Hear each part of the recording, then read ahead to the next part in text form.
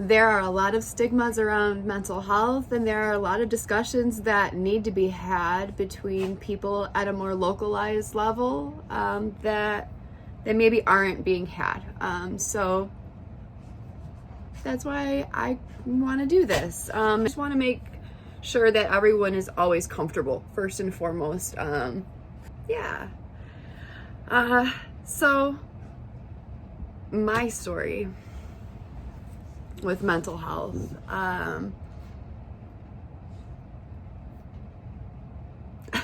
This should be fun. My mental health story starts in my childhood, right? It started at home with my family. Other struggles then began in school.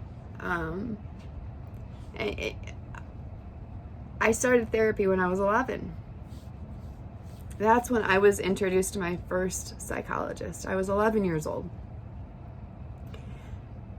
And at that age, I didn't understand what was going on. And growing up as a teenager, I was very involved in extracurricular activities in school, and, thankfully, because honestly, once I got out of college, I graduated from Western Michigan University. Go Broncos. I didn't make all the right decisions. I wasn't hanging around the right people for me. And I'm still somewhat dealing with the repercussions of that, right? I think that we're all really prone to looking at our own past and kind of being like, oh my gosh. And then when history repeats itself, or you find yourself making the same darn choice, that you thought that you would never make, or date the same person that you thought that you never would, or the same type, you just find yourself beating yourself up when everything goes wrong again, like your gut, like your instinct told you that it would. Anyways, I digress. And just kind of like as a small note there also, part of my mental health is severe generalized anxiety. Before coming on here, I was like,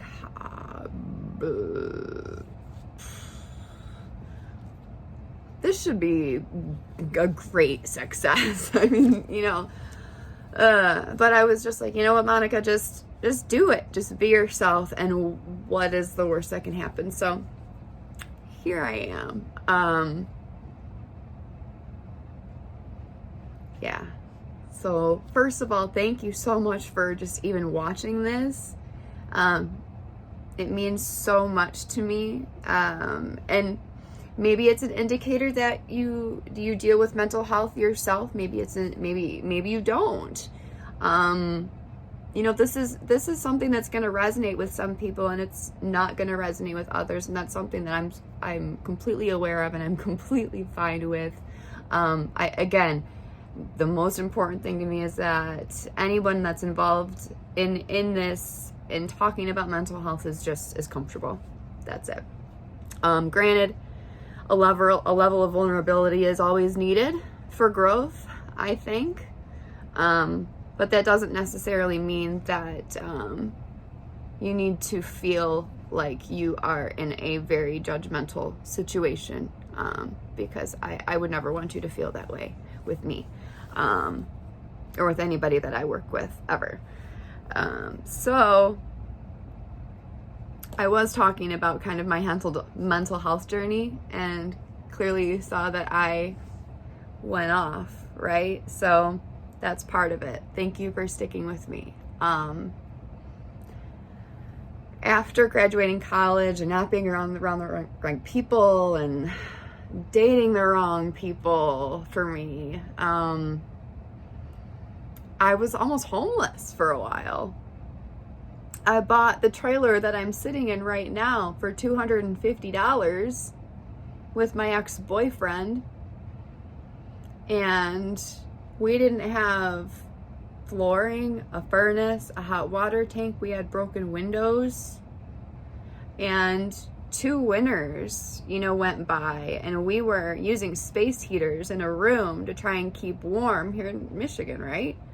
So you can imagine what our electric bill was that we were trying to keep up, meanwhile trying to save for a furnace and everything like that. So we had help from his family graciously.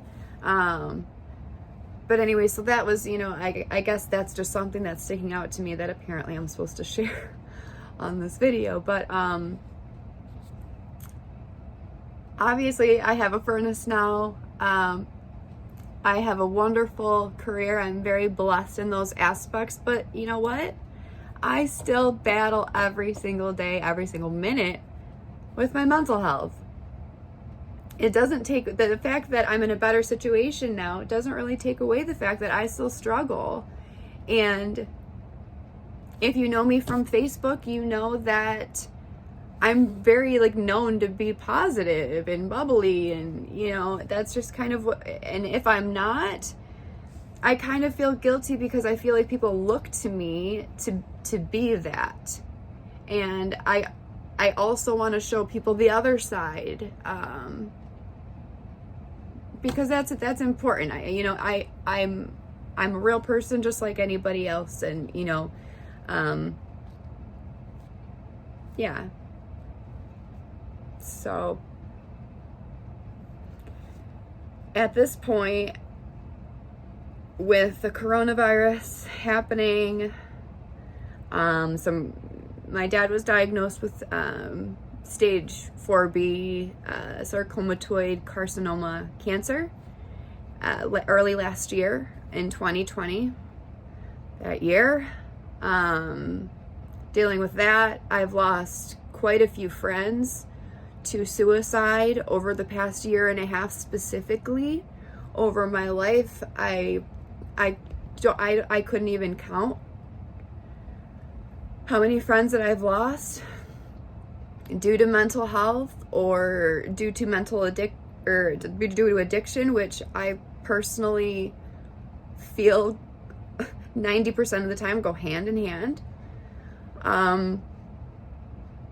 So again, I struggle too, and I wanted to make this introductory video for this channel just to show that I'm okay, but sometimes I'm not.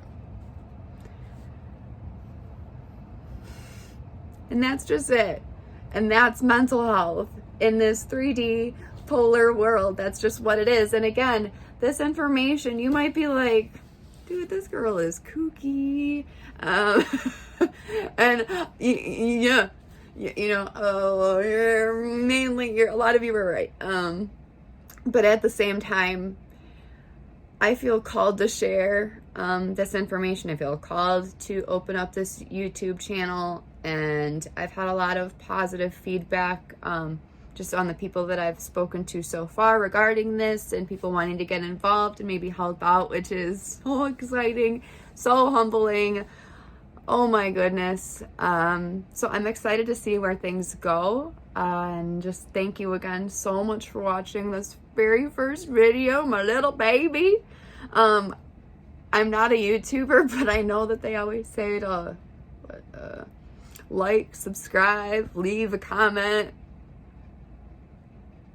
hit the notification bell to get notified for notifications so you can know when I go live, because that's going to be a big part of this. But anyways, again, be well.